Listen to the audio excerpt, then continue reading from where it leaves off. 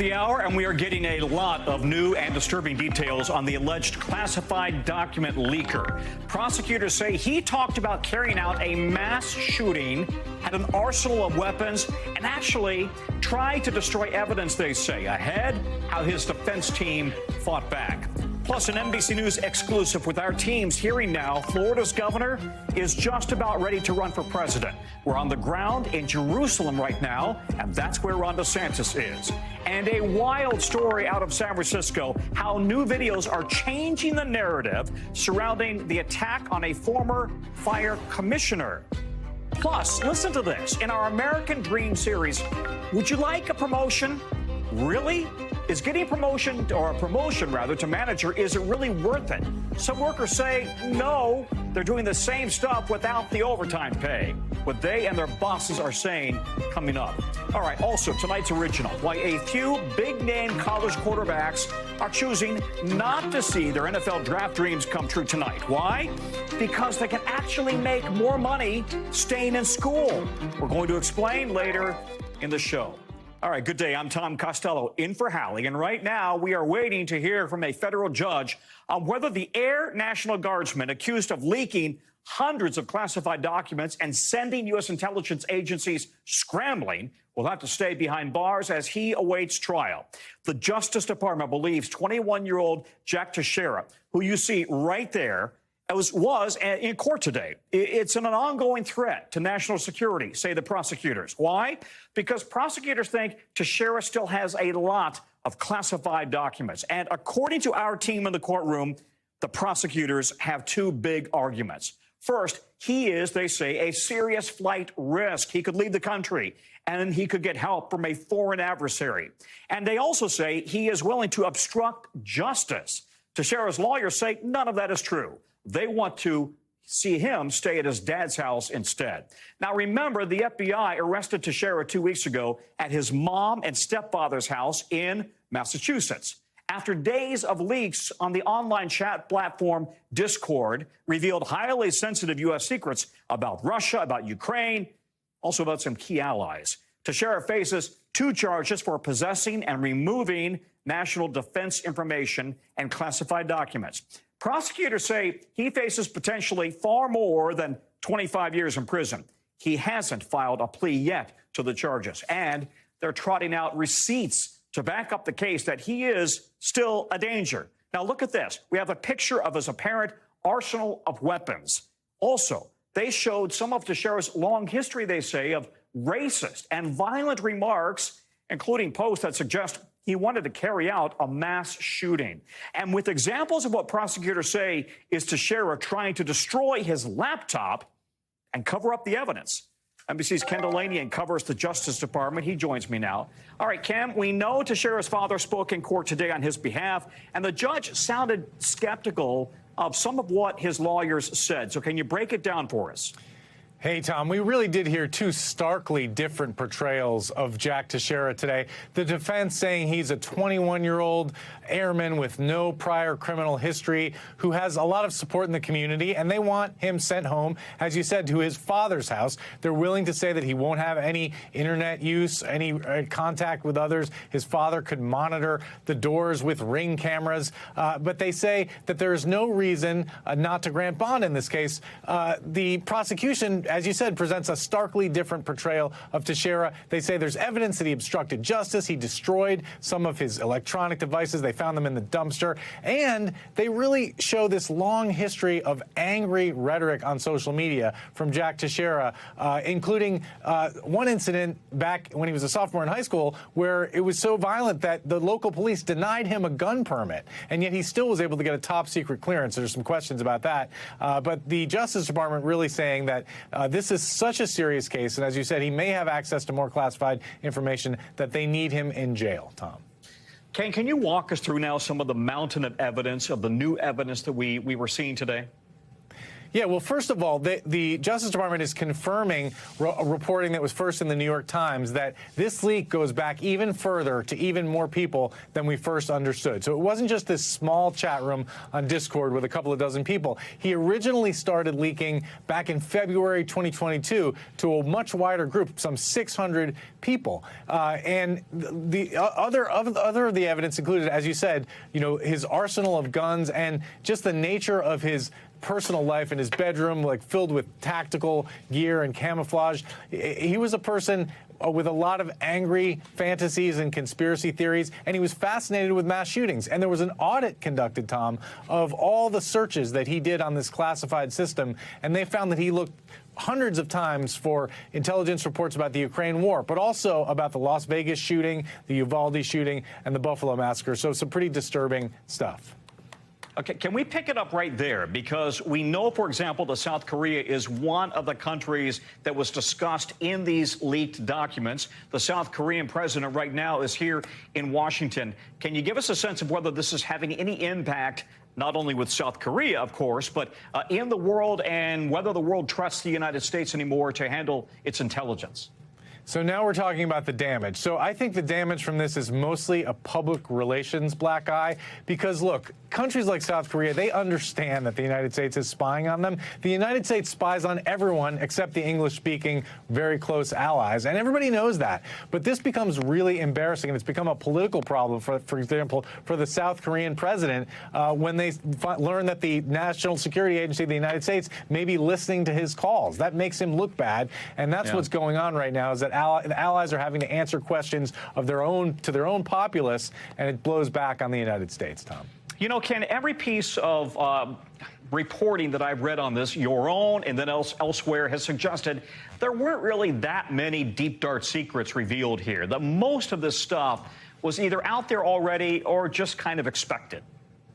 I think you're right, Tom, and that is the story of most intelligence when you talk to people who are regular consumers of intelligence. But here's an important point to make, though. None of this stuff included the most secret, esoteric, exquisite CIA human source reporting. That was not included in this tranche of documents. Thankfully, this was stuff that was used at high levels of the military, the fruits of mostly of communications intercepts. So there's probably another level of intel that the president sees that's a lot better than this. But you're absolutely right. Most of this stuff you could get from reading the major newspapers and from watching NBC News, Tom. Well, to that point, we did a documentary in December, Battlefield Space, talking about the U.S., China, Russian space race and shots already fired. And then just 2 days ago, the Washington Post reports leaked documents talking about this exact problem, right? The ongoing space race, the strategic imperative here, shots already fired in space, word for word in some cases, what our documentary had just put out on the air 3 months earlier. Intelligence confirming what senior members of the military told you on camera, Tom. That's right. That's exactly right. All right. Kendallanian, thank you very much. Good analysis. We've got some breaking news right now. We are learning that former Vice President Mike Pence is just now wrapping up a day of testimony with the federal grand jury that is investigating the January 6th Capitol attack and attempts to overturn the 2020 election based on former President Trump's lies. It comes barely a day after a federal appeals court rejected Mr. Trump's attempt to block that testimony. The former president says he is going to appeal to the Supreme Court, but has not done so yet. Now, this panel is being led by special counsel Jack Smith, part of a web of legal issues that we're watching that involve Mr. Trump, which includes the Manhattan DA, the indictment there related to falsifying business documents, and the ongoing E. Jean Carroll civil rape trial. Also, a second DOJ probe looking at the Mar-a-Lago classified documents. NBC's legal correspondent Laura Jarrett joins me now. Laura, what questions would prosecutors be asking the former vice president right now? Yeah, that's certainly what we would like to know. We know that they are specifically interested in the former president's efforts to cling to power in the days leading up to January 6th. We know that they're interested in the conversations between Pence and Trump that obviously only Pence can shed light on. Some of those conversations he's actually talked a little bit about, including in his memoir and a Wall Street Journal op-ed. But, you know, he hasn't provided all of the details in those. And so certainly prosecutors, I imagine, wanted to drill down. We know that he was there for hours today, Tom. We spotted what we believed had been the cars going in just around 9 a.m. and just leaving a short time ago. We had wondered whether former President Trump would try to fight this, whether he would try to continue to block it. He has not actually tried to appeal to the Supreme Court any number of different aides that he had tried to keep out of court, including his former chief of staff, Mark Meadows. And it appears on this one, he again sort of dropped the fight after a certain point, losing in the D.C. circuit just last night. It was somewhat of a surprise to see Pence go in so quickly, given that the court had only ruled just after 8 p.m. last night. But that's where we are, Tom. So let me ask, would that suggest that he was trying to get in there and testify before the Supreme Court was involved? You know, I think it's more just a question of Jack Smith has moved very quickly, very aggressively in securing this testimony. Pence, obviously one of the highest senior aides to come in at this point. They've gotten a lot of people in that grand jury, but obviously nobody as high as the former vice president. And you can imagine this was really a critical piece of testimony for Smith. And so I imagine there were a lot of negotiations behind the scenes that we will work to report out about how all this went down. But again, certainly a surprise to have him go in so quickly. All right, we've still got Kendallanian with us, our justice correspondent. Ken, what does this mean now for the DOJ's case that they've got Pence to testify in this investigation? Well, Tom, he could be a crucial witness. Let's not forget, former Vice President Pence was the central focus of the efforts by Donald Trump and his allies to stop the certification of that electoral count on January 6th. And Pence refused. He did what he viewed as his constitutional duty, and then the riot began. And then Donald Trump tweeted that Pence didn't do what Trump wanted him to do, and then you started hearing chants of "hang Mike Pence." And there's been a lot of testimony about this by other people, including before the January 6th committee, but there are some things that only Mike Pence can testify to, including his state of mind, what he was hearing from the Secret Service that day, because remember, he had to go into hiding while the riot was unfolding. So what this suggests to me is that they are getting to the end of their list of witnesses in that January 6th probe. You know, there's been a number of people who resisted testifying before the committee and who cited executive privilege and resisting the subpoenas, but now they've been forced to testify. We've seen a parade of them. This is the latest. It still remains to be seen, though, Tom, whether this case will ultimately go forward, because when you talk to legal experts about the legal theories that the Justice Department is grappling with, it's very complex. It's never been used in quite this way before, this notion of obstructing Congress. So there's a long way to go, I think, before we're going to see charges. All right. Thanks very much, Laura and Ken, the A-team. Thanks very much for your analysis. In just the last hour or so, Florida was hit with at least 2 tornadoes, and we're just getting pictures of some damage now, showing trees, also roofs that are damaged. This tornado is part of a serious storm hitting the Gulf Coast with 9 million people in its path. Look at that, bringing lots of rain in some places, up to 5 inches. Really strong winds there as well. More tornadoes are possible. Now, the other threat is hail, looking at it covering a highway in Mississippi, of all places. Up in the Midwest and the Mississippi River flood we've been telling you about for some time now. The river is cresting in La Crosse, Wisconsin. But in many cities south, the crest is still days away. And there's a reason we've been calling this now a slow-moving disaster. Now, this is the outdoor theater at the riverfront in Davenport, Iowa, the top of what it normally looks like, but now completely flooded. And it is getting worse each day. Just look at those chairs. They're sinking away. Let's go now to Maggie Vespa, who's still out there in Davenport, Iowa, watching it all. Maggie, Davenport is not expected to crest until Monday. So how are people there feeling about what's going on and that this is going to last for days? The rest is yet to come. Yeah, Tom, absolutely. How they feel depends basically on where they live. By the way, siren in the background, I apologize. It's heading away from us.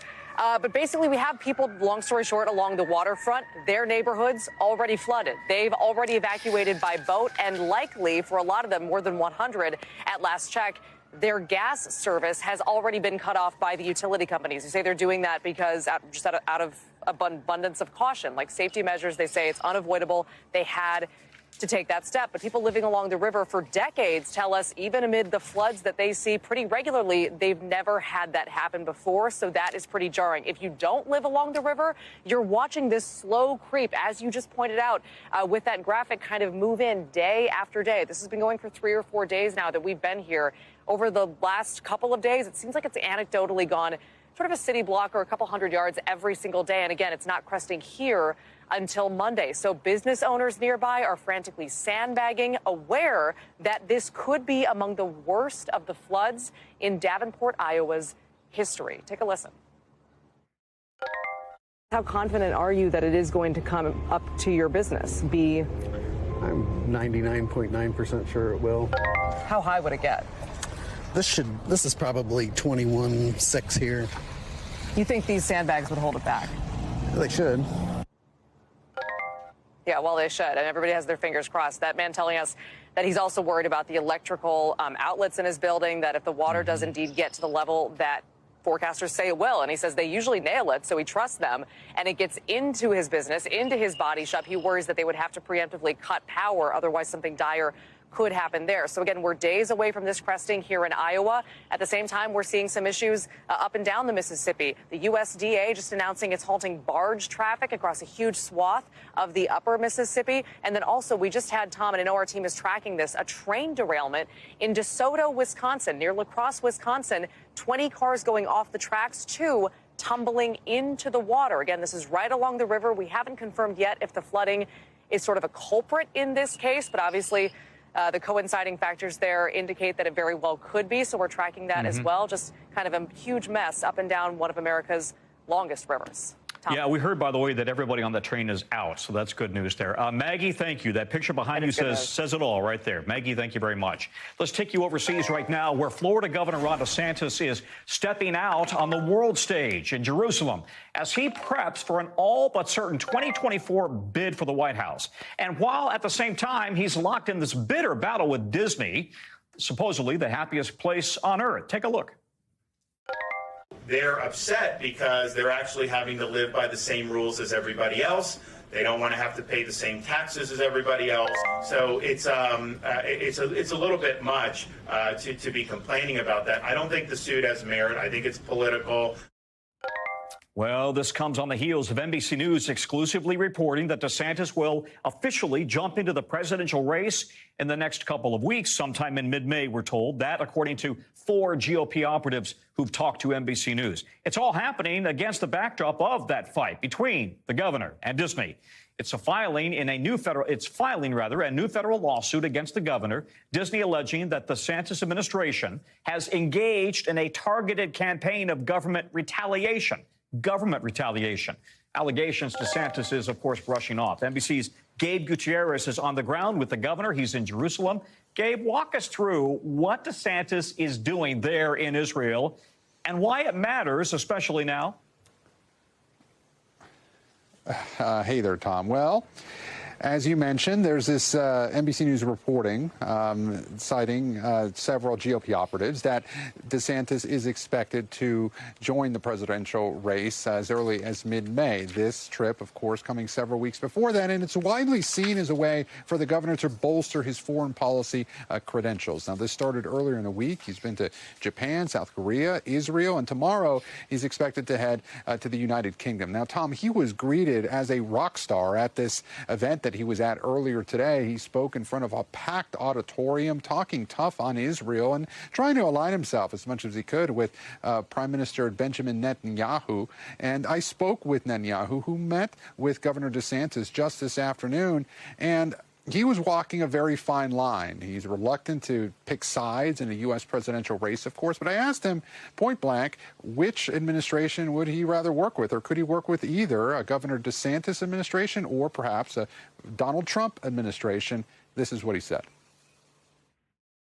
Would you have a preference between, say, President DeSantis or President Trump? President Trump has been a great friend of the state of Israel as well, and he did great things for the state of Israel. And the other people, including Governor DeSantis, are great friends of Israel, and it's wonderful to have these good friends.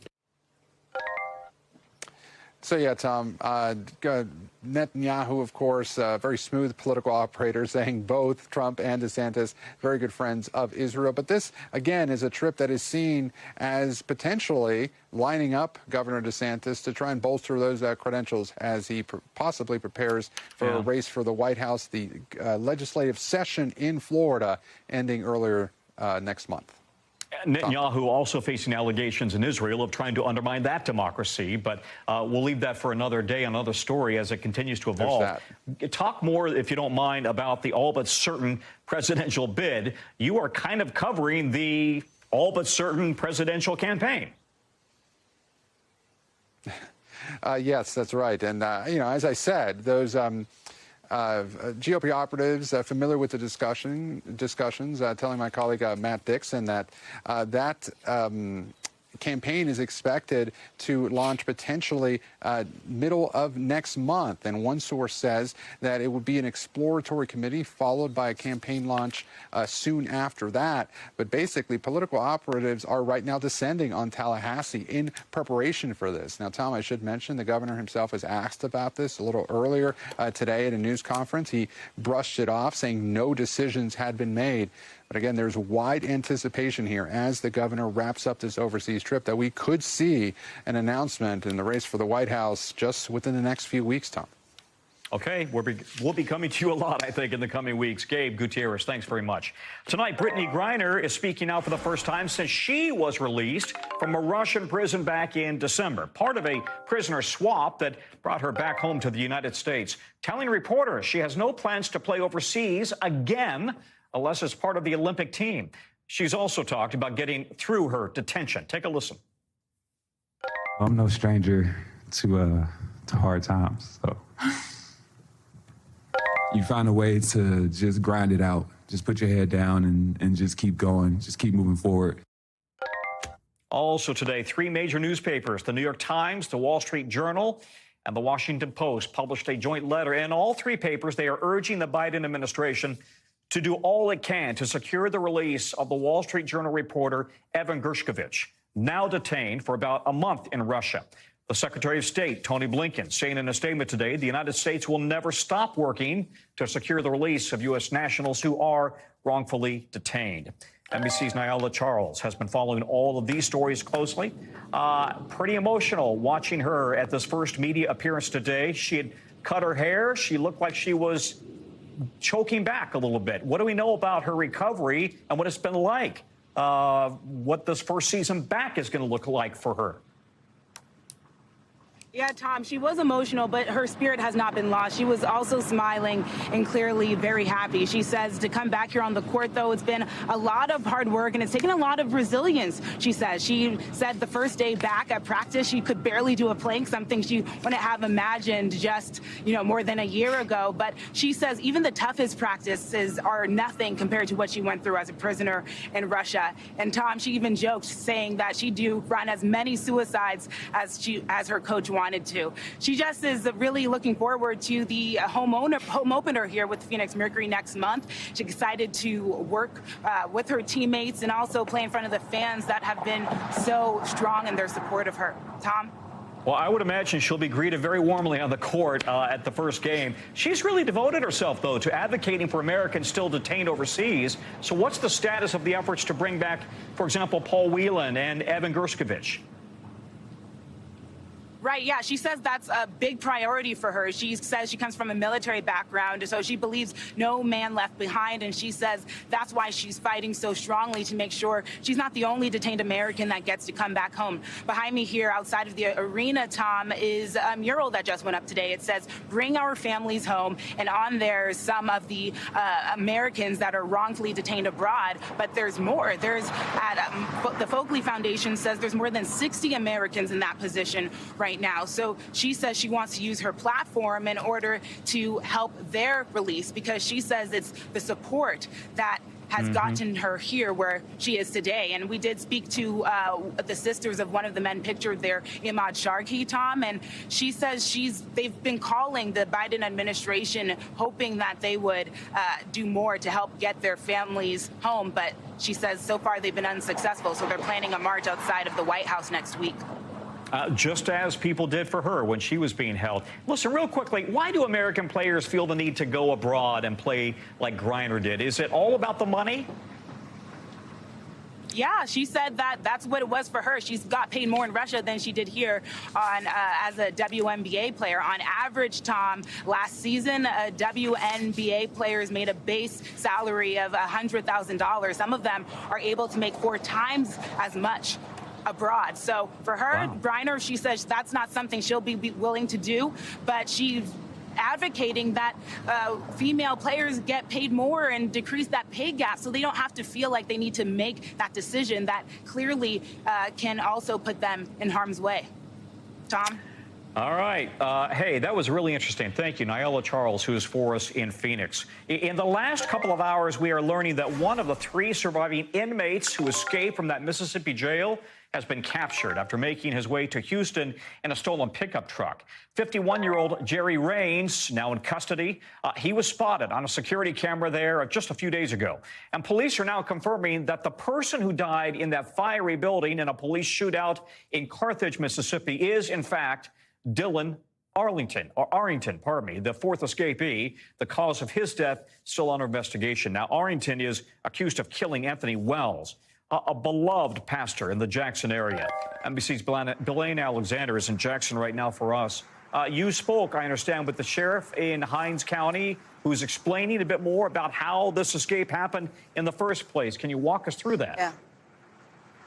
Absolutely, Tom. There was a very big hole in one of the cells, and the inmates were able to just climb right through. So we're talking about 4 people who made it into one cell where somehow they had breached the wall.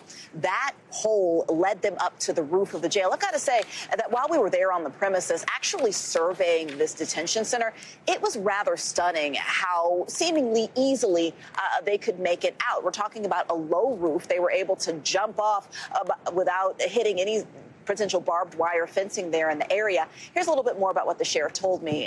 Take a look. So they literally walked across the roof. Right. And then jumped off? Jumped off the roof and went into this wooded area right here where they were able to escape the grounds of the facility at that particular time.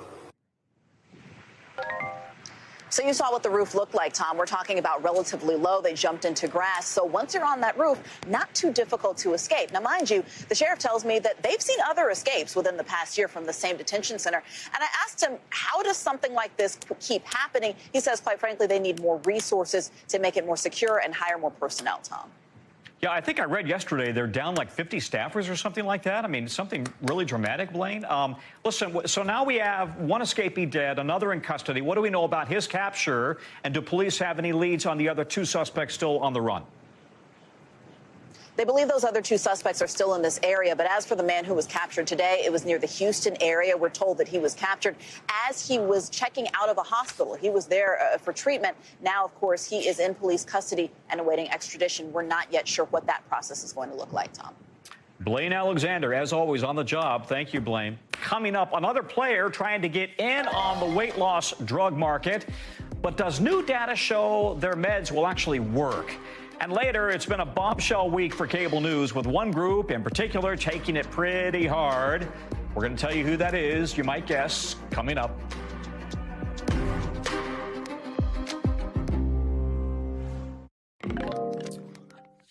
Okay, new data out today from the drug maker Eli Lilly shows that one of its drugs has helped people with diabetes lose, listen to this, up to 34 pounds. 15% of their body weight. The results are adding to evidence that the drug sold under the brand name of Manjaro for type 2 diabetes can also be really helpful for weight loss. Based on these new results, the company says it wants to finalize its application to the FDA to fast-track approval for the drug. Now, over the last few months, we've seen how popular these types of drugs have become, right? Not just for people with diabetes, but just anybody struggling with weight loss. Medications like Ozempic and Wegovy have garnered an awful lot of attention on social media, with celebrities and influencers praising how great they've been at helping them shed the lbs. In 2022 alone, the two drugs made a combined $10 billion with the B dollars, with prescriptions still soaring. That, according to the company. Now, Dr. Natalie Azar is going to help break it all down for us and give us a reality check. All right, so Eli Lilly says these results have not previously been achieved in late-stage trials for obesity or type 2, I understand. So how significant is this data?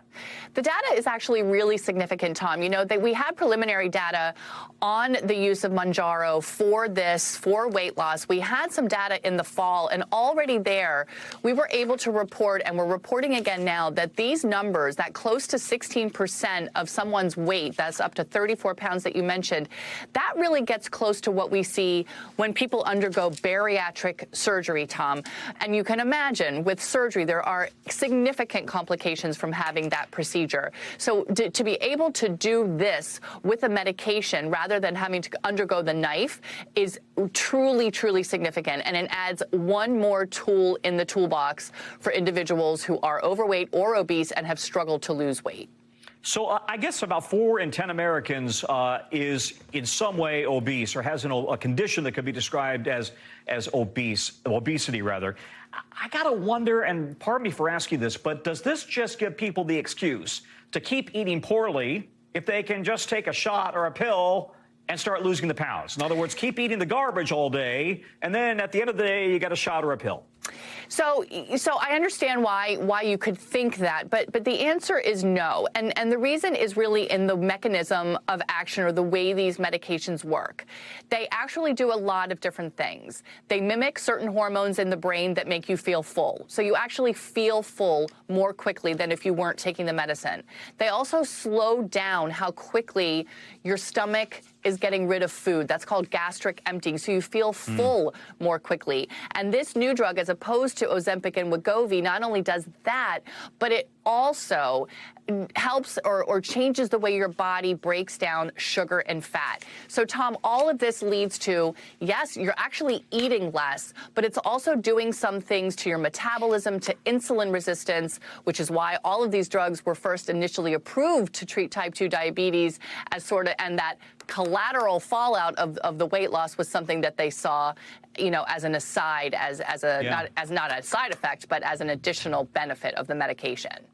So I was listening to this report on the way in to work today on the radio, on the news radio, and I was wondering, you know how often we hear about a new miracle drug and then 5-10 years later you find, guess what, there are side effects. Right. I mean, do we have to wait until FDA approval comes and then we have to see how it actually impacts people, the general population, over the next 5-10 years? The answer is yes, Tom. All of these studies, they usually go out about 2 years, so they only have safety data for about that length of time. But like any and like most medications that are approved, the FDA typically will require post-approval and post-marketing surveillance to make sure that no new potential side effects emerge, some things that you wouldn't necessarily see in the first few years of taking the medicine. And they're not without potential side effects. Anyone who's taken the medicine will tell you can have significant nausea, even diarrhea, constipation. And there are some more serious side effects involving the kidney, the pancreas, even a potential increased risk of thyroid cancer. So it's not for everyone, and it's not to lose 5 pounds. It's really for people who have obesity, overweight, and type 2 diabetes. That is really good information. Dr. Natalie Azar, thank you very much. You bet. All right, we want to get you over right now to the 5 things our team thinks you should know about tonight. Number 1, the white woman who accused black teenager Emmett Till of whistling at her before he was then lynched in Mississippi back in 1955. She's died in hospice care, that according to a coroner's report. Carolyn Bryant Donman was 88. Till's killing became a catalyst for the civil rights movement when his mother insisted on an open casket at his funeral. Number 2, U.S. cigarette smoking, listen to this, hit an all-time low last year. That according to a government survey. It shows just 1 in 9 adults say that they're smoking. That number has been dropping for years. In the mid-60s, 42% of U.S. adults were smokers. Now, e-cigarette use, it's actually up to about 1 in 17 adults. Number 3, the FDA approving the very first pill made from healthy bacteria. Okay, I hope you're not having dinner right now. Healthy bacteria to fight dangerous gut infections. Health officials say it's an easier and less invasive option than fecal transplants. That's a real thing. Right now, patients usually rely on stool banks at medical institutions and hospitals. So this would be an alternative. All right, now, Paris Hilton making an appearance on Capitol Hill today to help introduce a bill to stop institutional child abuse. The bill is calling for greater oversight and transparency of so-called troubled teen treatment programs. Hilton says it's really personal to her because she says was sexually abused at a treatment facility as a kid. Number 5, Meta says it is shutting down its Facebook Watch original programs, and that includes Jada Pinkett Smith's popular talk show, Red Table Talk, which is going to be canceled. The company is making a bunch of cost-cutting moves. It's all part of CEO Mark Zuckerberg's, quote, year of efficiency. When we come back, everybody wants a promotion at work, right? But could it mean actually less money in your paycheck? Do you really want to be a manager? We'll explain coming up next.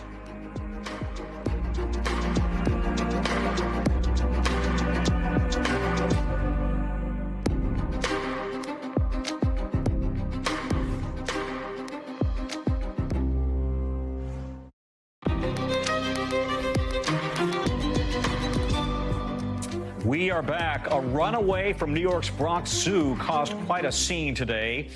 A peacock's wild adventure from the Peacock Network later in the local. But first, now to our American Dream series that really unpacks the promises of opportunity that this country makes to us and whether those opportunities work out in real life. We're getting new numbers today showing growth in the U.S. slowed. Economic growth slowed during the first 3 months of the year. GDP, which measures goods and services produced, rose at 1.1% in the first quarter. That's down from 2.6% in the previous quarter. And it suggests higher interest rates and everyday inflation are, in fact, slowing the economy. And now some companies are allegedly mislabeling employees' job titles. Listen up.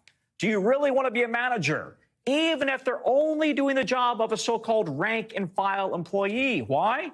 Companies generally don't have to pay a manager overtime, even if the person is regularly working more than 40 hours a week. Here's NBC's Kristen Dahlgren. Tiffany Palliser was an assistant manager at a Panera Bread in South Florida. She says her morning started at 5 a.m., opening the store, putting out the food, and doing a lot of prep work. But once customers started arriving, she says her job didn't exactly look like what you'd expect from an assistant manager. Maybe I would work cashier that day. Maybe I would work the line, prepping salads and doing things like that. And that's where I spent the majority of the rest of my shift. Palliser estimates she worked 50 to 55 hours a week. And because of her title, she made salary. She says she wasn't paid for any of her overtime. Palliser participated in a collective action complaint accusing Covelli Enterprises, the largest franchise of the brand, of not paying hundreds of assistant managers overtime. Panera and Covelli Enterprises have not responded to our request for comment. The lawsuit settled for several millions, and Palliser received a settlement payment. But for her, this issue is about more than just getting fair compensation. I couldn't be there for my children. I couldn't be there for my husband. A lot of things in our life suffered greatly because of it. This is not a unique situation. A growing number of employers are mislabeling rank-and-file workers as managers, according to a recent paper. Why? The paper alleges companies actually want to avoid paying overtime. Federal law requires employers to pay time and a half in overtime for people who work more than 40 hours or make less than about $35,500 a year. But if a worker is a manager, companies don't have to pay overtime. Advocates like Paul Son at the National Employment Law Project call that wage theft. These big corporations, for example, dollar stores or fast food chains, will deliberately understaff their facilities and then instead rely on a group of low-paid workers whom they label managers to run the operations. A recent study published in the National Bureau of Economic Research backs this up. Umi Gurun is a co-author of that study. Companies that about like 5 times more likely to post a job posting that says, this job is you are going to be called a coffee cart manager or shampoo manager or any kind of just a sandwich making manager. Panera Bread, JP Morgan, and Walmart are just some of the companies who settled multi-million-dollar lawsuits for misclassifying workers. The Biden administration is trying to fix this. They have a proposed overtime rule that is slated to be published in May, according to their agenda. But some business leaders aren't happy about potential changes. A vice president at the National Retail Federation said in a statement to NBC News, should the Labor Department change overtime regulations, it will have a detrimental impact on retailers' ability to offer the most flexible, generous, and tailored benefits packages to lower-level exempt employees. Kristen Dahlgren, NBC News. I don't manage anybody, not even my kids. I don't manage my kids. They're gone. Coming up, mysterious blasts in the middle of rural New Hampshire, triggering a federal investigation there. Why the incident has got the locals stumped. And later, a former San Francisco fire commissioner was nearly beaten to death earlier this month. But now we're going to show you new video that is really kind of turning the tables on that story, on that case. We'll be back.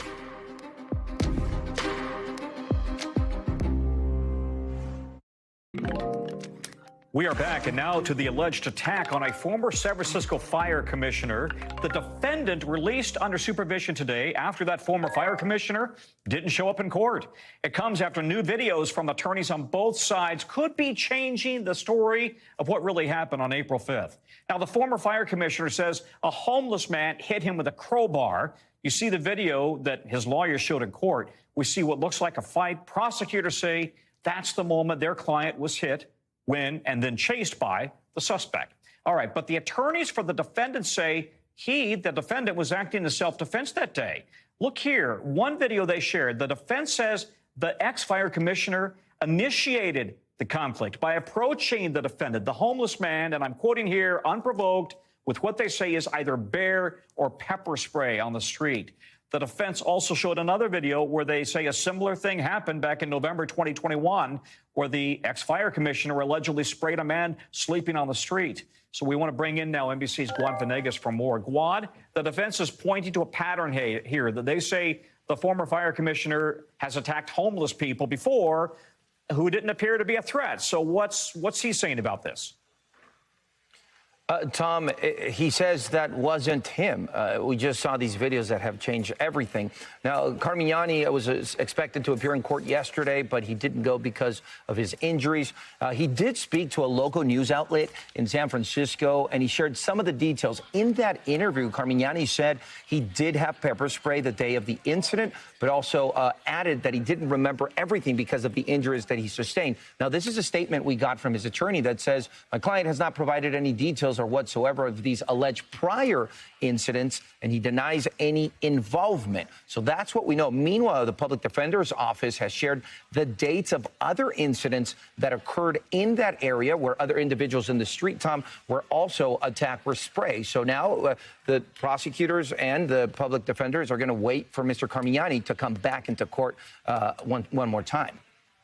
I counted 9 times there where people on the street were attacked by bear spray or pepper spray. And this is the second time that the former fire commissioner has failed to show up in court, right? Now I understand the DA there, or I'm sorry, the defender's office, public defender's office is asking the DA to drop the charges against the defendant, right?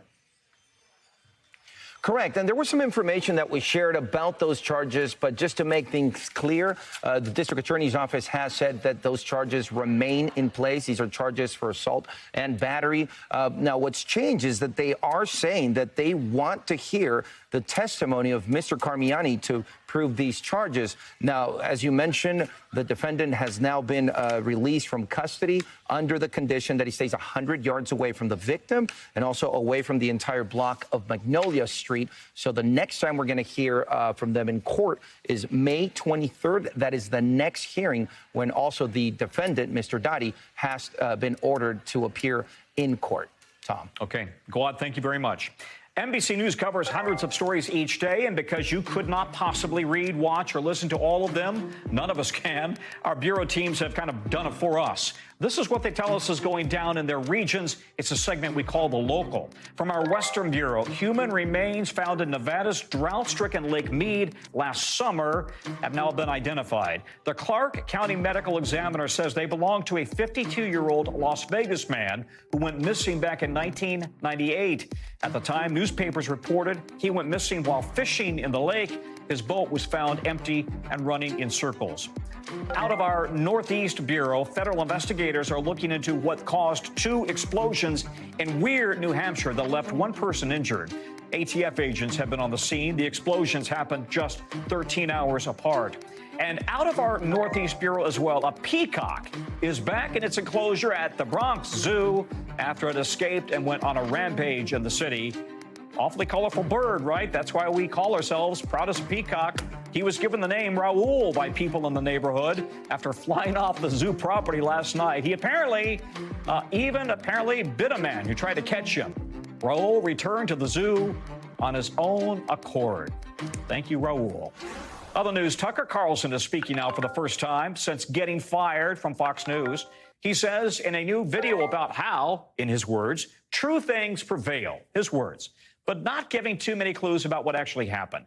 That, as NBC News has some brand new reporting, piecing together exactly how big of a deal Carlson's exit actually is for the fringe and right-wing websites where many of the things he has talked about on Fox actually originated. NBC News senior reporter Ben Collins joins me now to talk about this. Ben, walk us through your reporting here. How are some of the members of the far right reacting to Carlson getting fired? Yeah, so the biggest white supremacist forums on the internet are sort of in mourning. They know that they don't have access to the mainstream media now, what they did with Tucker Carlson. And I mean that really sincerely. In the last month, 2 different hoaxes from the politics board of 4chan, which is white supremacist message board, wound up on Carlson's show uncorrected. One that made it seem like Ukraine was losing this war much worse than they are. In fact, they're not apparently losing it. And another one that was literally an April Fool's joke about a trans day of vengeance on April Fool's Day.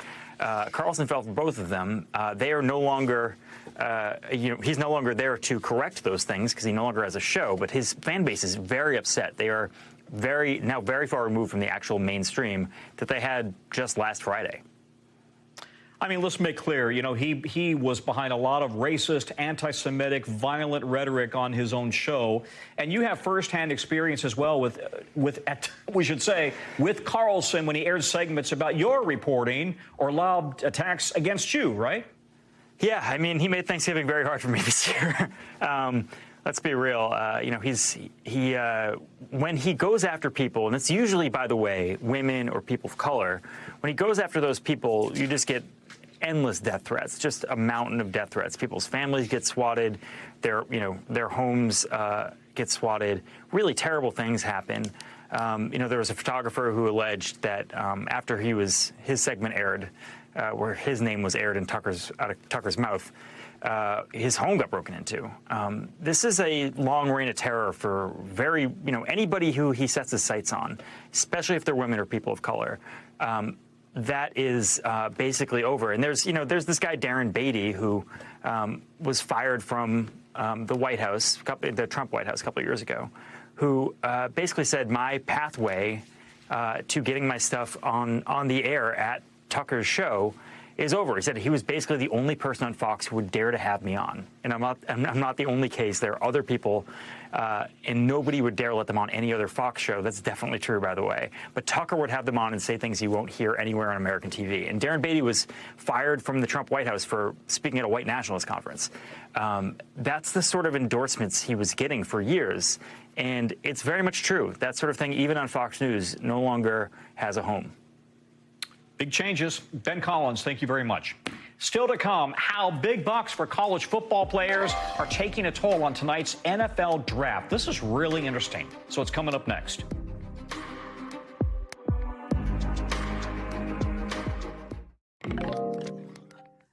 All right, now we want to bring you tonight's original with in-depth reporting on a topic we've been keeping an eye on around here. In the next couple of hours, 31 young men will see their NFL dreams come true. Tonight is the draft, and this year, it's more uncertain than ever. Most mock drafts have Bryce Young, the former Alabama quarterback, going #1 overall to the Carolina Panthers. But after that, it's anybody's guess. These are the 5 quarterbacks who could go in the first round tonight, that according to ESPN. But if your team passes on a passer early in the draft, it might not have a shot at getting a good one this year. Why? Because college football's new and lucrative name, image, and likeness rules are keeping some potential future Tom Bradys in school longer. Get that. NBC's Aaron Gilchrist has the story. Every year, football fans tune in for the anticipation of the NFL draft to find out where promising college players will start their professional careers. But this year, that incoming class of quarterbacks is looking different. The first-round quarterbacks, there's still plenty of talent there. But as you go later into the drafts, that's where it gets really thin. And one veteran NFL agent described it to me as an anemic class for the quarterbacks as far as depth. 2023 is one of the first years where NFL fans will see the full impact of massive NCAA rules changes made in 2021. The first change lets college athletes profit off their name, image, and likeness. The second was a loosening of transfer rules, which allowed athletes to more easily jump to new programs where they may be valued even higher. These quarterbacks who might be drafted between the 4th and the 7th rounds, they are getting offers that are similar to the money that they would make in the NFL to keep them in college or to recruit one to transfer to your school. The range that we're talking is anywhere between $200,000 to over $1 million. That money's not enough to stop the biggest names in the sport from leaving, guys like Alabama's Bryce Young or Ohio State's C.J. Stroud. But there's a second tier of big names like LSU's Jaden Daniels, Oregon's Bo Nix, and Notre Dame's Sam Hartman, all staying in college because of those major NIL deals. Nix even signing one with Bose for an undisclosed amount. For some, it's also about developing more as a player for a better NFL career down the line. I'd have been leaving money off the table if I was to go this year. Quarterback Cam Ward chose to stay at Washington State instead of entering the draft. I feel like for me, it was just more of getting my frame together, getting my body right, getting my mechanics right to my footwork, and hopefully, a couple more months I go earn some big-time money. Spending another year in college can help players hone their skills, increasing their likelihood of getting picked earlier and playing when they do enter the draft. We saw Joe Burrow, the Bengals quarterback. He transferred to LSU. He had an incredible year. He becomes a, first-round pick. For players like Ward, it's also about pursuing other important life goals, like finishing his college education. The NFL has been a long way to go that I want to accomplish, and, graduation is first, though. And giving back. For me, NIL has been a blessing. I've been able to help my sisters and mom's AAU basketball team, help them travel. I've also been able to make impact on lives from the youth to my camp I'm hosting, and even my teammates. All the results of new rules giving young players more power to choose when they're ready for the big leagues. Yeah, I like that. Aaron Gilchrist joins me now. A lot of big NFL quarterbacks are first rounders, right? Joe Burrow, who we heard about in that piece. But what would that mean then if they missed out on the next Tom Brady, a guy who was, by the way, the 6th round pick, and he turned into the GOAT? From what you're hearing, it sounds like it makes a lot more sense for these players to stay in school, make the money, get the degree. Yeah, it sort of does sound that way, right? But I'll tell you, it seems as though it's kind of situational. We talked to Cam Ward, you saw in the piece there, and he talked about needing, sort of having all these ducks in a row and those things coming together to lead to the decision that he made to stay in school. So it wasn't just the money. The money was a big part of it, but it wasn't just the money. There were several other factors that he had to consider, too, in making that decision. The other thing here, Tom, really is that this is uncharted territory in a lot of ways with these college athletes and these endorsement deals, right? So some of the rules, the regulations just simply aren't in place in a way that everybody kind of knows what the rules are, what to expect going into this, and some of the practices aren't really regulated either, or aren't in a place where everybody knows this is exactly how we're going to do things. So it's a TBA in a lot of ways. All right, well, we learn as we go. Aaron Gilchrist, thanks so much. That is a wrap for this hour. Coverage resumes right now.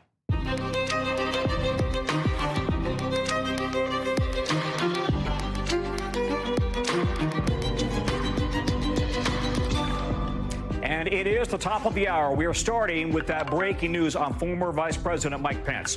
A source telling us he testified today to a federal grand jury looking at former President Trump's 2020 election lies. We're going to dive into what prosecutors want from the former vice president. Plus, new and disturbing details on the alleged classified document leaker. Prosecutors say he talked about carrying out a mass shooting, had an arsenal of weapons, and tried to destroy evidence. Ahead, how his defense team fought back at his detention hearing today. Will he get out of prison? And we're going to have eyes on some possible tornadoes in the Midwest as that slow-moving disaster floods parts of Iowa. We are live on the ground. And we're hearing from Brittany Greiner for the first time since being released from a Russian prison, what she says about her harrowing experience. And one of the 3 surviving escapees from that Mississippi jail is now in custody. Our team got an up-close look at how the jailbreak happened. You won't believe that video. That's later in the show. Good day, I'm Tom Costello in for Hallie Jackson, and we are starting with breaking news. A source tells our team that former Vice President Mike Pence has wrapped up a day of testimony with the federal grand jury investigating the January 6th Capitol attack and former President Trump's efforts to overturn the 2020 election. We did not see Mr. Pence, but our cameras caught a couple of SUVs leaving the federal courthouse in D.C. in just the last couple of hours. It comes as barely a day after a federal appeals court rejected Mr. Trump's attempt to block Mr. Pence's testimony. The former president says he's going to appeal to the Supreme Court. So far, he hasn't done that. This panel is being led by special counsel Jack Smith, part of a web of legal issues that we are watching involving Mr. Trump. It includes the Manhattan DA's indictment related to falsifying business documents, the ongoing E. Jean Carroll civil rape trial, and a second DOJ probe looking at the Mar-a-Lago classified document case. NBC's Garrett Haake joins me now. Garrett, boy, you've got a lot to chew on there. What information is the special counsel looking for from Mr. Pence? Well, Tom, Pence is really the key figure, other than Donald Trump himself, who has never testified under oath, either before the January 6th committee or any other law enforcement agency or body that has been investigating January 6th or the efforts to overturn the 2020 election.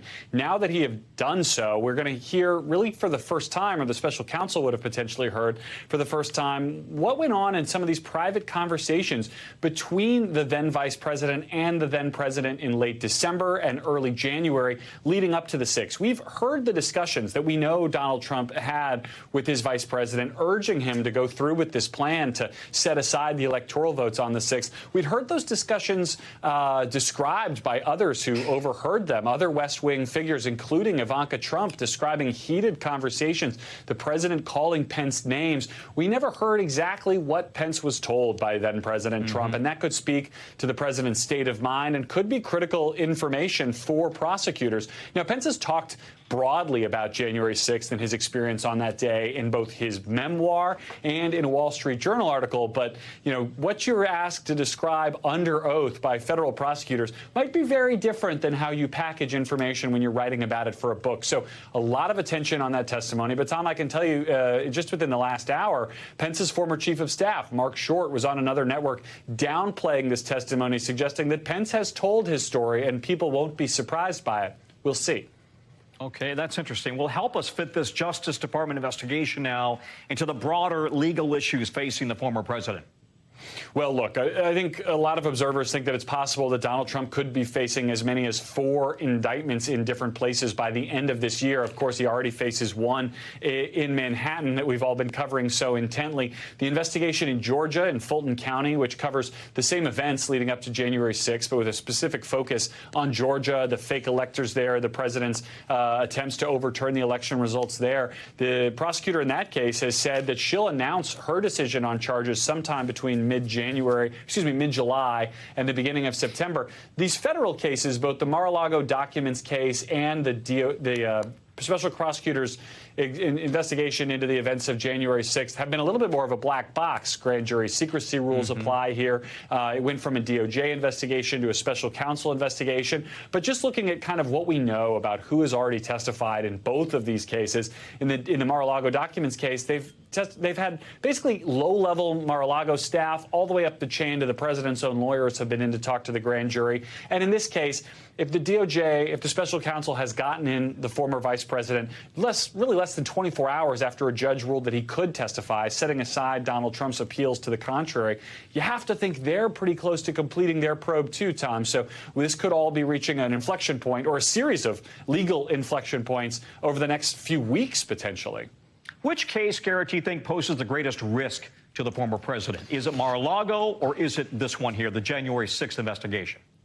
I'm not an attorney, Tom, but when you talk to legal experts on this, they actually point towards the Georgia case as being the one where, based on the publicly available evidence that we know about, the recorded phone calls, plural, between the former president and state-level officials in Georgia, that there's perhaps the strongest evidence there, the most direct evidence of the president's involvement in a plot to overturn the election results. But again, the testimony of Mike Pence, not previously known publicly or privately, could change that calculation here.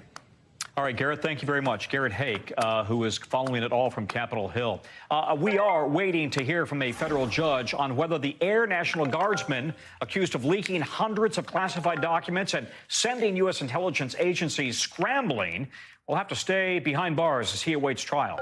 21-year-old Jack Teixeira was in court today, and the Justice Department believes he is an ongoing threat to national security. Why?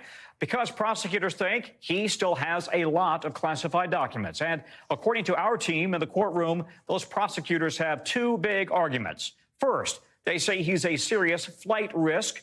He could get help from a foreign adversary if he left the country. And they say he is willing to obstruct justice. Teixeira's lawyers say none of that is true. They want him to stay at his father's house. Remember, the FBI arrested him 2 weeks ago at his mother and stepfather's house in Massachusetts after days of leaks on the online chat platform called Discord revealed a highly sensitive U.S. secret database about Russia, about Ukraine, some key allies. Teixeira faces 2 charges for possessing and removing national defense information and classified documents. Prosecutors say he faces potentially far more than 25 years in prison. He has not filed a plea yet to those charges. And they're trotting out receipts to back up the case that he is still a danger. Take a look, a picture of his apparent arsenal of weapons. They also showed some of Teixeira's long history of racist and violent remarks. And they say they have examples of what prosecutors say is Teixeira trying to destroy his laptop and cover up evidence. NBC's Courtney Cubie joins me now with more on this. Courtney, the judge sounded pretty skeptical today of some of what Teixeira's lawyers said. So break it down for us.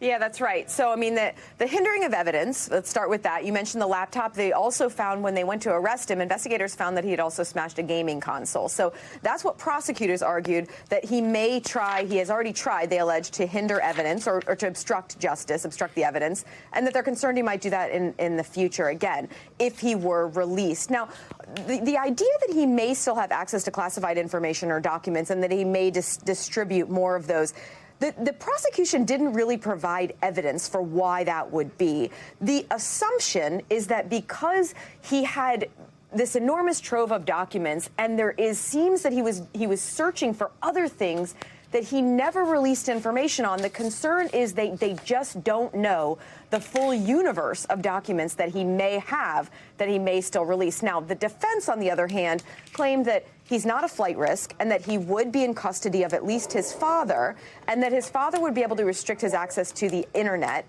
and other things, thereby stopping any ability for him to actually distribute any additional classified information if he had it. But again, as you mentioned, Tom, the judge did not rule one way or the other if he will be held for continued detention. We're still waiting to hear on that. Hey, Courtney, there's one quote outstanding to me from these court filings where Teixeira allegedly says he hopes ISIS goes through with a massacre at the FIFA World Cup, and that if he had his way, he'd kill a ton of people. Walk us through more about this mountain of evidence. Yeah, so this is a new disclosure from what we had heard. The idea that he made these extremely violent, as the one you just read, extremely violent comments on social media. But in addition to that, there's the photo that we're seeing there right now. The fact that he had weapons right next to his bed, including a bazooka. So the notion there's also allegations that he was making racist comments and doing searches about violent acts and racist acts in the past. So this is a whole nother side from sort of the narrative that we had been hearing about Jack Teixeira in the past. This idea that he may have been a loner or someone who may have been trying to gain friends or gain attention by providing this information on on Discord, on these chats. The notion that now he may have been interested in violent acts and even racist acts, it's starting to paint a whole different picture. And you can bet, Tom, that's going to have an impact on the judge's decision whether he decides to continue his detention or not. Sure. All right, Courtney Cubie, thank you very much. We are getting a look at damage from Florida after at least 2 tornadoes touched down there in just the past few hours. Trees fell down, some roofs were damaged. This tornado is part of a serious storm hitting the Gulf Coast, 9 million people in its path, and it's bringing lots of rain, in some places up to 5 inches of rain. Really strong winds, too. More tornadoes are possible. The other threat is hail. Take a look at this. Mississippi highway covered in hail. And up in the Midwest, and the Mississippi River flood that we've been talking about. The river is cresting in La Crosse, Wisconsin, but in many cities south, the crest is still days away. There's a reason we have been calling this a slow-moving disaster we're watching play out in real time. This is the outdoor theater at the riverfront in Davenport, Iowa. The top of what it normally looks like, but now completely flooded and getting worse each day. Just look at those chairs there sinking away. We have meteorologist Bill Carriage standing by, but first we want to go to Maggie Vespa, who remains in Davenport, Iowa, watching it all unfold. Maggie, Davenport isn't expected to crest until Monday, and people must be watching this and thinking, oh, my goodness, they're trying to get ready, but what do you do when you see that water coming? Right. What do you do when you see the water, Tom, that it right now basically is hundreds of yards farther than the typical banks of the Mississippi River here in Davenport? I mean, we've been here since Monday night, and we've been watching it kind of move up a couple hundred yards every single day. And that time lapse in still photos that you just showed of the arena here along the waterfront really tells the story. That being said, people here in Davenport, of course, are used to floods. This is a riverside community. They flood to some degree almost every year. But this one is supposed to be among the worst floods Davenport has ever endured. And to that point, communities kind of along the river just outside of Davenport, especially Pleasant Valley, they're already evacuating by boat. They're already having their gas service cut, which residents say they've never seen that before, some of whom have been here for decades. And business owners who are kind of feverishly stacking up these sandbags outside their buildings, it's really starting to hit them that this could be as dangerous as it sounds. Take a listen.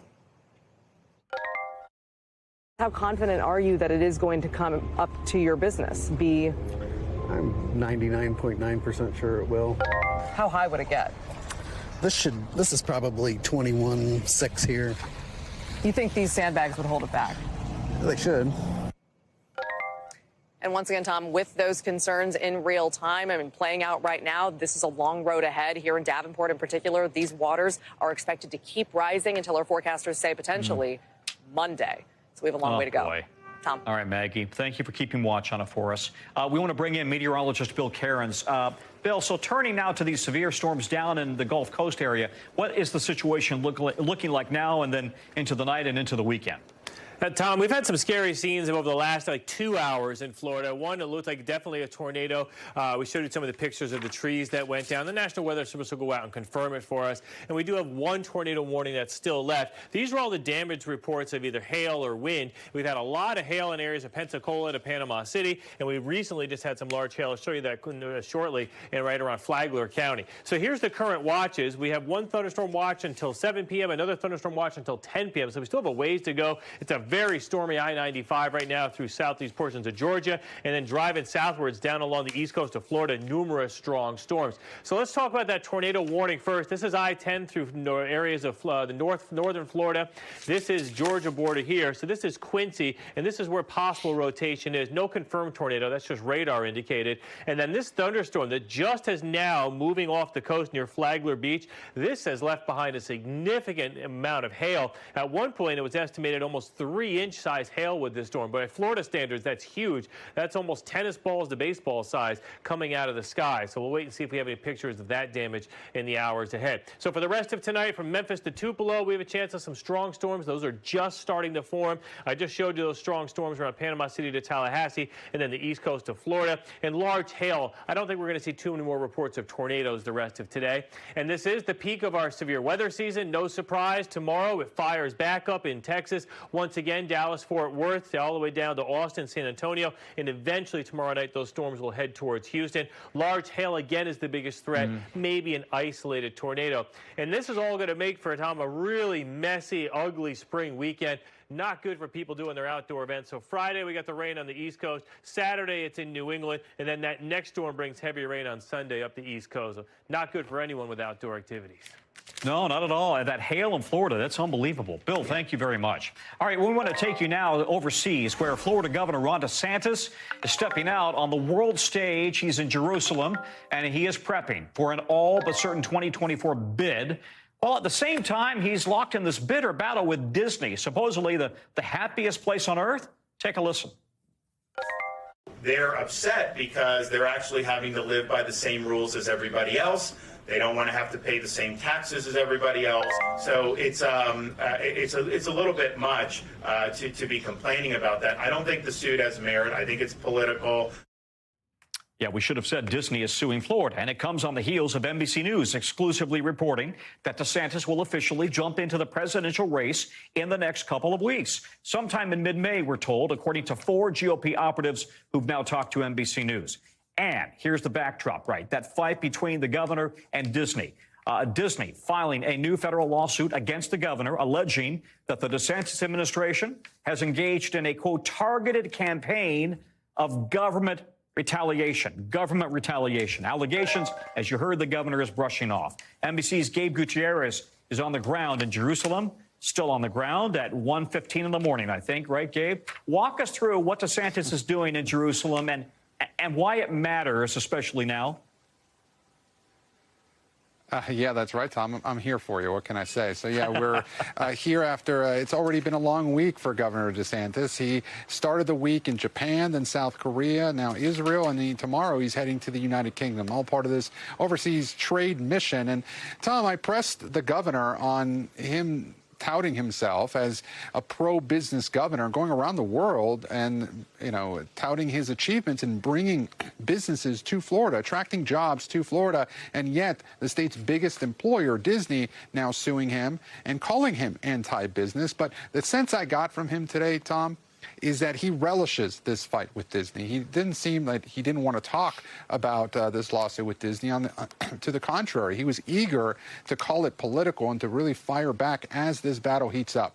So certainly you mentioned the NBC reporting that this announcement is set to get underway potentially mid-May at this point. That's after the legislative session in Florida wraps up. One source also telling us that it's likely to be an exploratory committee first before the initial announcement comes. Political operatives are descending on Tallahassee at this point.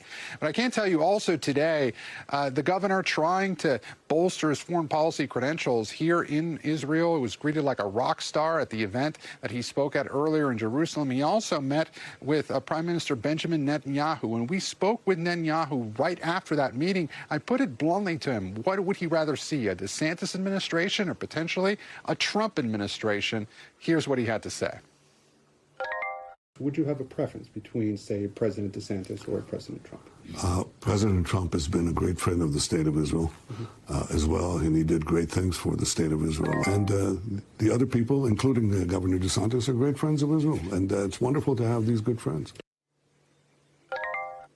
So, of course, Prime Minister Benjamin Netanyahu facing a lot of protests and controversy here at home. He is walking the fine line at this point, the smooth political operator that he is, not picking sides in the U.S. presidential election just yet, as you heard, calling both Donald Trump and Ron DeSantis good friends. You know, DeSantis says he relishes the fight with Disney. That may be good for domestic politics back home in Florida, but when he's trying to get more business to come into Florida, is that a put-off if he's picking a fight with a Fortune 500 company like this because they disagree with his politics? That is what his critics are saying. Well, that is what critics are saying, and including many Republicans. Some prominent ones have come out, including, of course, as we said yesterday, former Governor Nikki Haley, who is attacking Governor DeSantis on that very point, saying that she wants people to come to South Carolina, businesses to come to South Carolina, and also others. So it remains to be seen whether or not, and some analysts are saying this is not a good move by the governor, but he is picking this fight, and he is not backing away from it. He is doubling, tripling, quadrupling down on this culture war with Disney, Tom. Gabe Gutierrez, early in the morning there in Jerusalem. Thank you, sir. Tonight, Brittany Greiner is speaking out for the first time since she was released from a Russian prison back in December. Part of a prisoner swap that brought her back to the States, telling reporters she has no plans to play overseas again unless it's part of the Olympic team. She also talked about getting through her detention. Take a listen. I'm no stranger to hard times, so you find a way to just grind it out, just put your head down and just keep going, just keep moving forward. Rather emotional Brittany Greiner there. Also today, 3 major newspapers, the New York Times, the Wall Street Journal, and the Washington Post, published a joint letter in all 3 papers pushing the Biden administration to do all it can to secure the release of Wall Street Journal reporter Evan Gershkovich, now detained for about a month in Russia. President Biden just released a statement in the last hour or so. It reads, "My administration will, for the first time, deploy a new tool to impose severe economic costs on governments and groups that hold hostage or wrongfully detain Americans around the world." NBC's Nyala Charles has been following all of this. She is in Phoenix, and that, of course, is where Brittany Greiner plays. Nyala, she was really devoted, and she has devoted herself to advocating for Americans still detained overseas. She has lived this herself. She knows what it's like. Yeah, I'm sure she'd be happy to hear that statement that you just gave in from President Biden, Tom. Here in Phoenix, outside of the arena where she plays for Phoenix Mercury, that's why this mural is behind me. She says although she's grateful to be here, her heart, her focus is with those who are still detained abroad. More than 60 Americans wrongfully detained over there, and that's why some of their photos are here on this mural behind me. I actually did speak to one of the sisters of the people pictured there, Ahmad Shargi, who's been in Iran since 2018. She told me she's not satisfied with the White House response thus far. Take a listen. It's hard enough fighting every day to get him home. I never thought I would have to fight this hard to get the attention of the White House and of my president. So it's just, it's hurtful. It's baffling. I don't understand why.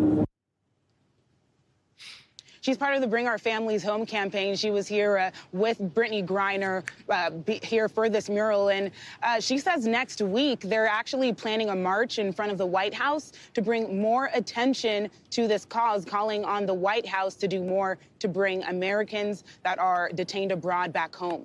Tom? Can I ask you also, I understand that Greiner feels passionately about and has spoken out about the issue with some trans players being banned in certain cities and states, and she's spoken about that as well, right? Yeah, she says going forward, that's going to be something she advocates for because she says everyone deserves the right to play, Tom. And she also said she's not for any legislation that is for separating people. Tom? All right, Nyala, thank you very much. On the ground there in Phoenix. We appreciate it. In the last couple of hours, we are learning that one of the 3 surviving inmates who escaped from a Mississippi jail has now been captured after making his way to Houston in a stolen pickup truck. 51-year-old Jerry Raines, now in custody, was spotted on a security camera there just a few days ago. Police are now confirming that the person who died in that fiery building in a shootout with police was in Carthage, Mississippi. Of course, it is, in fact, Dylan Arrington, the fourth escapee. The cause of his death under investigation. Arrington is accused of killing Anthony Wells. He was a beloved pastor in the Jackson area. NBC's Blaine Alexander is in Jackson right now. And you spoke with the sheriff, Blaine, in Hinds County, who tried to explain more on how this escape happened. And the video you've showed, the video description you've shown, is kind of baffling that security isn't better. You know what, when we went there and actually saw this facility, I've got to say that it was pretty shocking to see how relatively easily one could escape from that facility. You know, I want to talk first about the way that this suspect was captured. We've learned a little bit more. We understand that it was actually a tip that came in to police to go pick him up at the hospital as he was receiving treatment.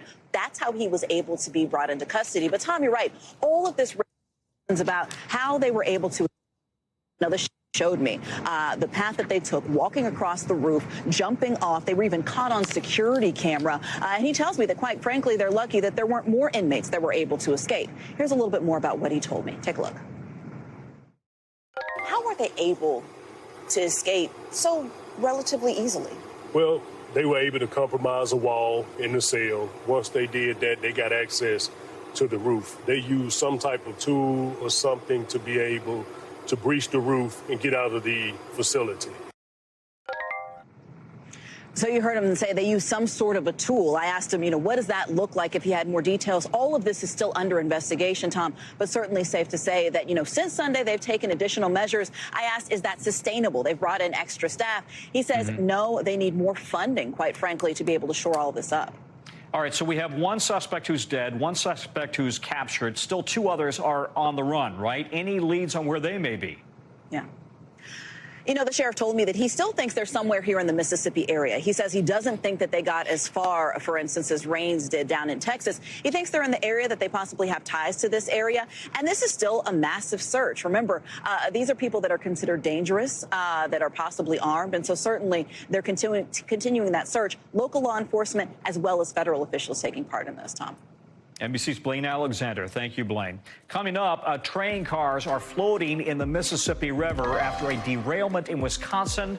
What we're learning tonight about whether there's any threat to the public there. Plus, Facebook's parent company Meta with some more cost-cutting moves. The popular talk show that is getting canceled on Facebook. That's coming up in 5 Things.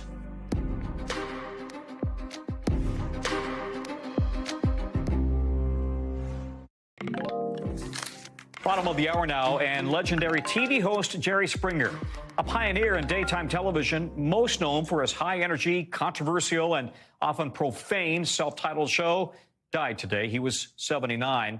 A representative tells NBC News the former Cincinnati mayor turned TV host died from pancreatic cancer in suburban Chicago. We should note both the longtime Jerry Springer show and the more recent Judge Jerry aired on NBC's platforms. NBC's Shaq Brewster joins me now from Chicago. Shaq, you know, he changed daytime TV. He was brash. He encouraged outrageous behavior, name-calling, fistfights on TV. Talk about his legacy that he's leaving. Yeah, Tom, you know that phrase, Jerry. I mean, that became connected to not just the show, but really it was a cultural expression. And that is the legacy that he's leaving, at least part of the legacy that he's leaving. You know, he had his show, the Jerry Springer Show, for about 27 years. There were more than 4,000 episodes full of that drama that you described. And he appeared in so many other shows and so many other movies, but he really got his start off of television. He got his start in politics. He was the mayor of Cincinnati back in 1977. He ran for Congress. He later ran for governor of Ohio. His family statement, or in the family statement that we got today, they say Jerry's ability to connect with people was at the heart of his success in everything he tried, whether that was politics, broadcasting, or just joking with people on the street who wanted a photo or a word.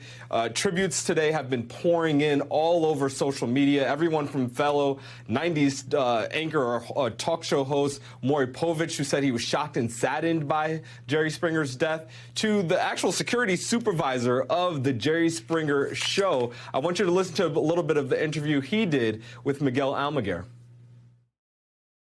You know, we live in very divisive times, but Jerry's the kind of guy, you could have opposing views and different opinions, but he'd listen to you, and he wouldn't get mad at you and or have it, get crazy. Or he just was a guy that really, really cared more about other people than he did himself. Steve Wilkos went on to have his own talk show after the Jerry Springer show. In the family statement that we got earlier this morning announcing Jerry Springer's death, they talked about the impact that Jerry Springer had, but they also said that in lieu of flowers, as funeral arrangements are still being made and still being developed, in lieu of flowers, they're encouraging people who care about Jerry Springer, who care about the family, to instead commit to an act of kindness. They say that kind of embodies the work that he did, and if you don't do that, then make a donation to a charity of value or that's worthy of that donation. So that is kind of what you're seeing, but all over. If you look on social media, you see so many pictures, you hear so many anecdotes about people and their interaction with this, yes, controversial talk show host, but someone who had an impact on a lot of Americans. He was both. Shaq, thanks very much. Shaq Brewster in Chicago. Let's get you over now to the 5 things our team thinks you should know about tonight. Number 1, the Biden administration today announced it will open migrant processing centers in Central and South America. This is important. The first ones will open in Guatemala and Colombia. They're part of a push to create more legal pathways to the United States, and also to make it harder for migrants to claim asylum at the border. Number 2, the FDA is approving the very first pill made from healthy bacteria to fight dangerous gut infections. Health officials say it's an easier and less invasive option than fecal transplants. Yes, that's a thing. Right now, patients usually rely on stool banks at medical institutions and hospitals.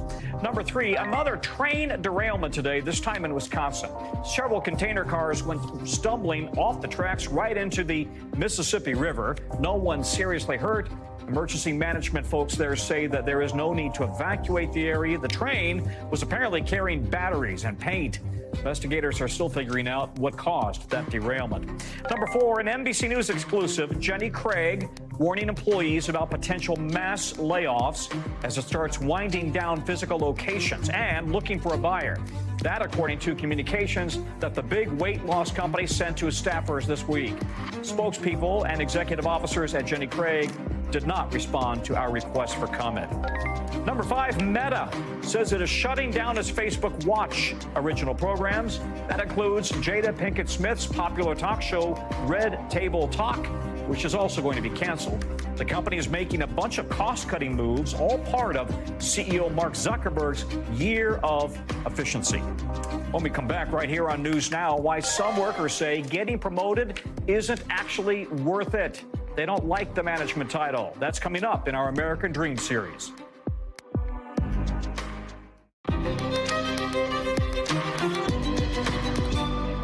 Police in Italy are making a pretty big mafia bust. More on that coming up later in The Global.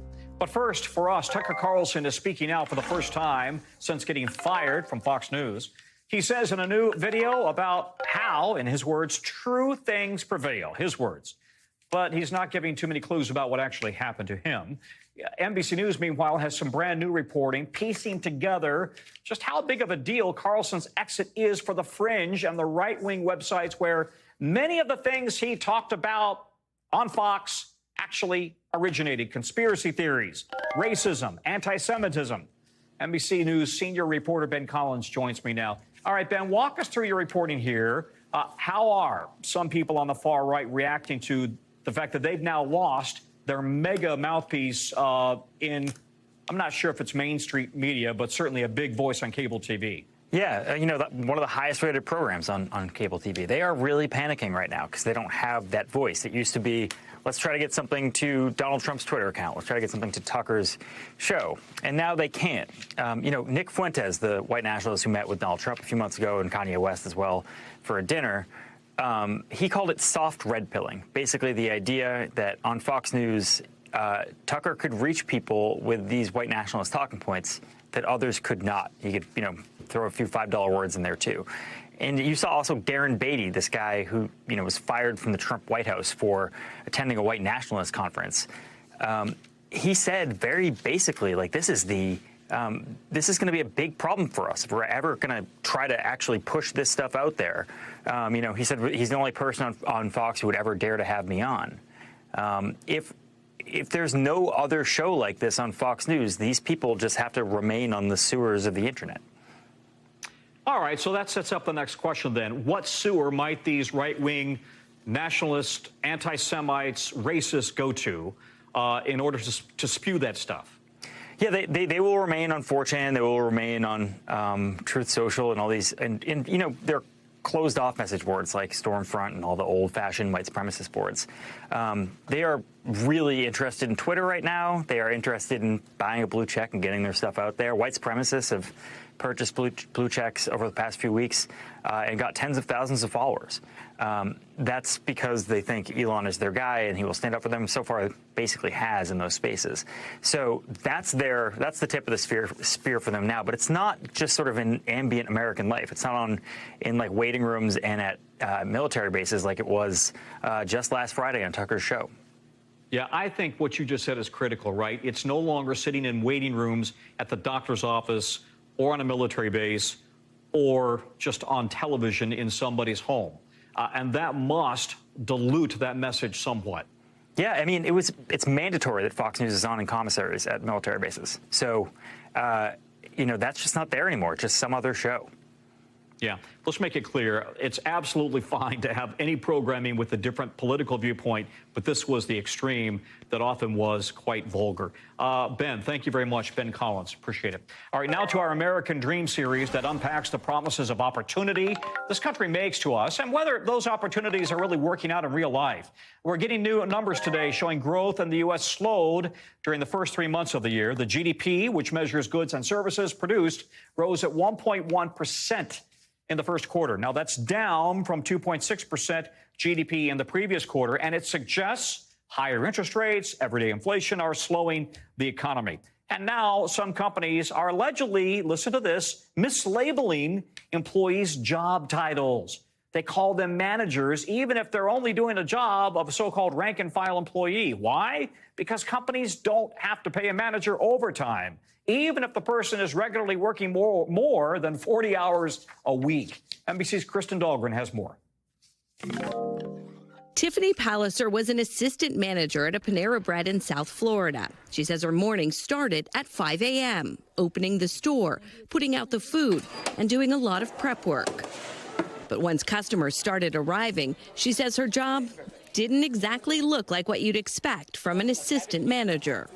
Maybe I would work cashier that day. Maybe I would work the line prepping salads and doing things like that. And that's where I spent the majority of the rest of my shift. Palliser estimates she worked 50 to 55 hours a week. And because of her title, she made salary. She says she wasn't paid for any of her overtime. Palliser participated in a collective action complaint accusing Covelli Enterprises, the largest franchise of the brand, of not paying hundreds of assistant managers overtime. Panera and Covelli Enterprises have not responded to our request for comment. The lawsuit settled for several millions, and Palliser received a settlement payment. But for her, this issue is about more than just getting fair compensation. I couldn't be there for my children. I couldn't be there for my husband. A lot of things in our life suffered greatly because of it. This is not a unique situation. A growing number of employers are mislabeling rank-and-file workers as managers, according to a recent paper. Why? The paper alleges companies actually want to avoid paying overtime.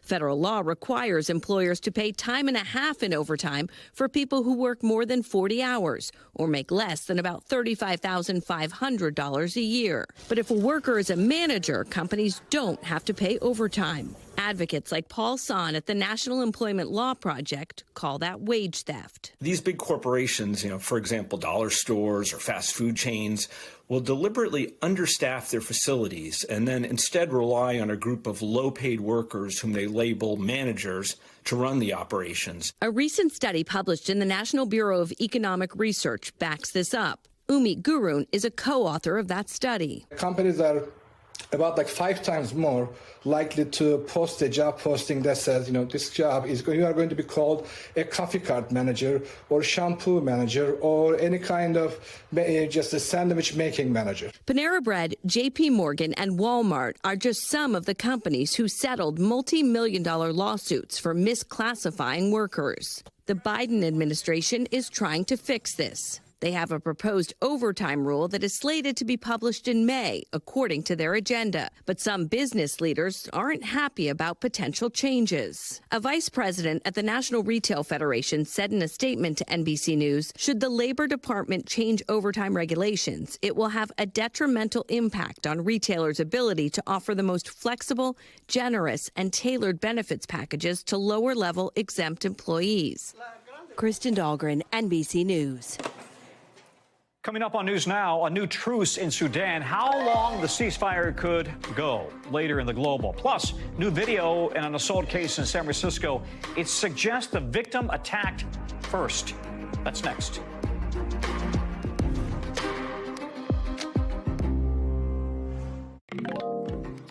Back now to the alleged attack on a former San Francisco fire commissioner. Now, the defendant is important here. It released under supervision today after the former fire commissioner did not show up in court. It comes after new videos from attorneys on both sides and what they say could change the narrative of what actually happened back on April 5th. The former fire commissioner in San Francisco says a homeless man hit him with a crowbar. You see the video his lawyers showed in court of the altercation. The prosecutors say their client was repeatedly beaten with a metal rod and then chased by the suspect. But the attorneys for the suspect, the defendant, say he was acting in self-defense that day.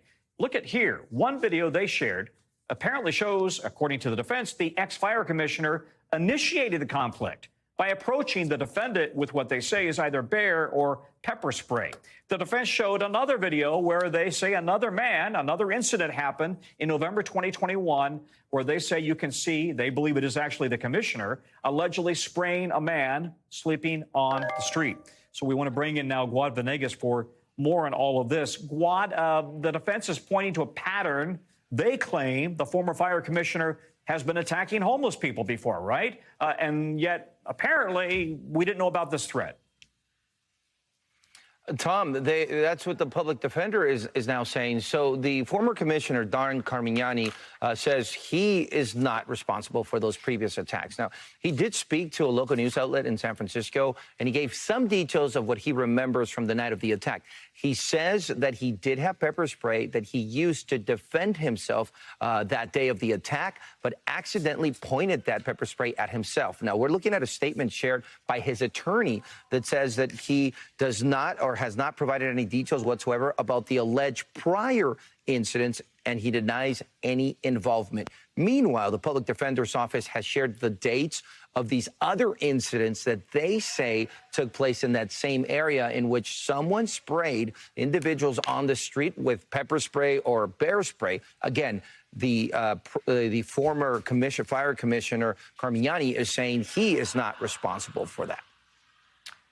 Can you talk to us about, I guess this is now the second time that the former fire commissioner has not shown up in court, and San Francisco's public defender's office is now asking the DA to drop the charges against their defendant. So what happens next here, and do we know why he didn't show up in court today? So the district attorney's office told us he was not able to testify in court because of his injuries. But what did happen in court was that the judge ordered the release of the accused. So he's been released from custody under certain restrictions. He has to stay 100 yards away from Mr. Carmignani, and also he has to stay away from the street where this happened. Now, we're going to have to wait until the next court hearing when Mr. Carmignani, the former commissioner, can possibly attend on May 23rd, and that's when we're going to get more information about what's happening. But essentially, as you mentioned, at this point, the prosecutors are saying that they want to hear from Mr. Carmignani to move forward with these charges. Now, there's been some talk, as you mentioned, about the charges because the public defender has asked the prosecutor to drop the charges. But the prosecutor, the district attorney, did tell us that those charges, although they did release the suspect from custody, those charges remain. These are battery and assault charges, Tom. All right, Guad. Thank you very much. Guad Venegas.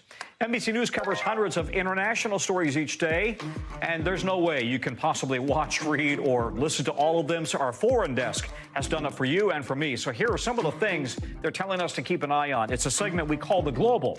Out of Sudan, the Sudanese military just agreed to extend a truce negotiated by the U.S. and Saudi Arabia for another 72 hours. It comes after a 3-day ceasefire just ended, bringing fighting and airstrikes back to the country.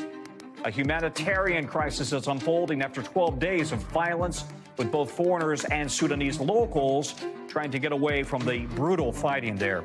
In the Gulf of Oman, the U.S. Navy says Iran seized an oil tanker that was headed for Texas. It's the latest in a string of hijackings and explosions to roil the already very tense region. From Italy, police arrested a man they say is the boss of one of Italy's most powerful mafia families. He had evaded police for 5 years before he was arrested in a Genoa cathedral. He is 49 years old. He is wanted for murder and his mafia associations. Still to come from us, how name, image, and likeness rules might make tonight's NFL draft look different. Players say, I'm not ready for the NFL. That's next on The Original.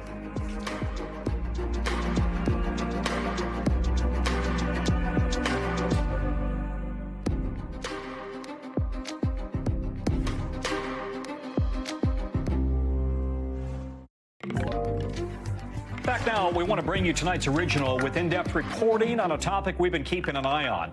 In the next couple of hours, 31 young men will see their NFL dreams come true. Tonight is the draft, and this year it's more uncertain than ever. Most mock drafts have Bryce Young, the former Alabama quarterback, going #1 overall to the Carolina Panthers. But after that, it's anybody's guess. These are the 5 quarterbacks who could go in the first round, according to ESPN. And listen to this. According to them, if your team passes on a passer early in the draft, it might not have a shot at getting a good one this year. Why? Because college football's new and lucrative name, image, and likeness rules are keeping some potential future Tom Brady's in school longer. NBC's Aaron Gilchrist has more.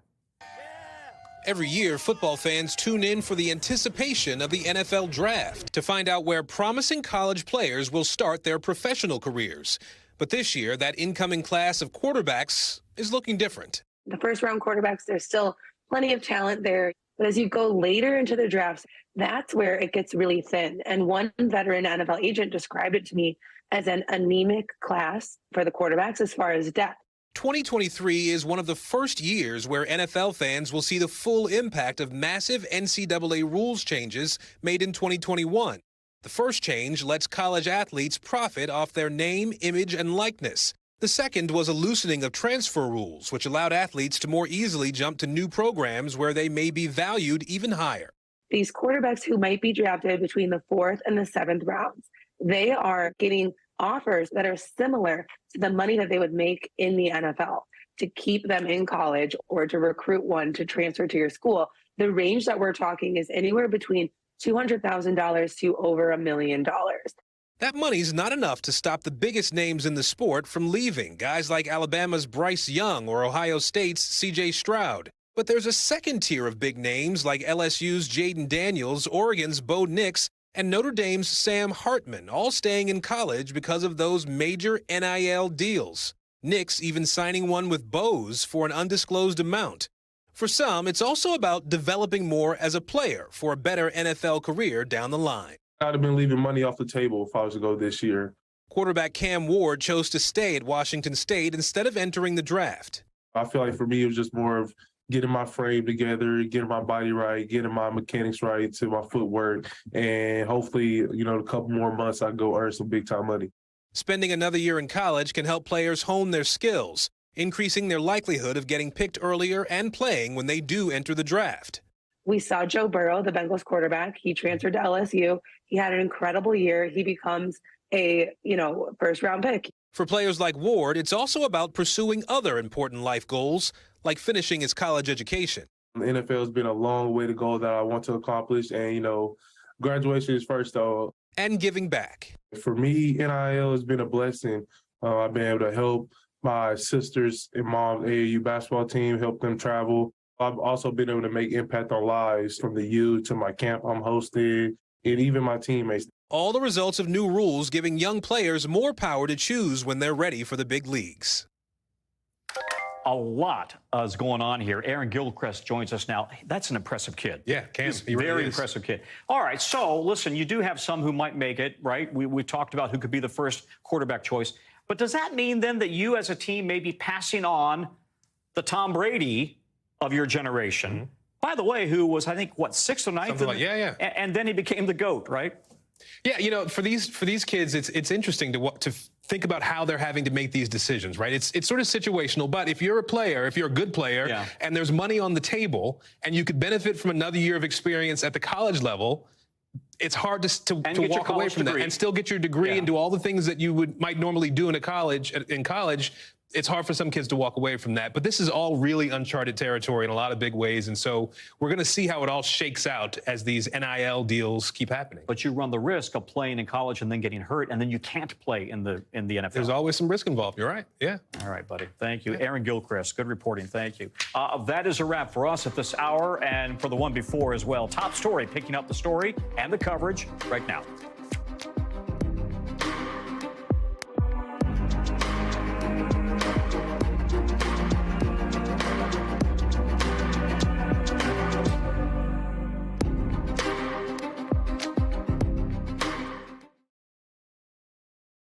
Thanks for watching our YouTube channel. Follow today's top stories and breaking news by downloading the NBC News app.